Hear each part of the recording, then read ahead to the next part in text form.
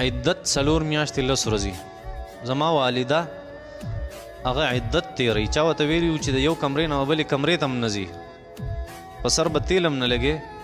زموږ د پنشن مسله ده او موږ خپله امي ډاکټر لمبوزو دغه مسله ده او خلک وایي چې دا بهر ته نشي وتی. په دې حالاتو کې څه وکړو؟ نه داسې نه ده.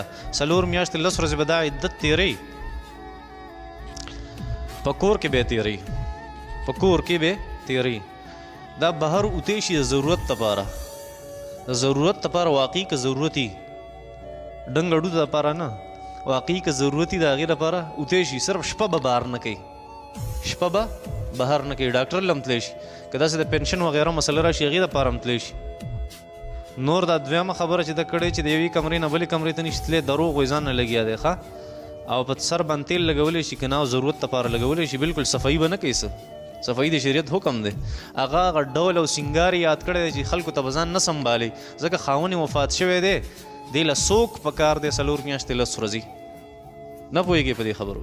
هغه به نه کوي، نور دا څیزونه کولی شي ښه.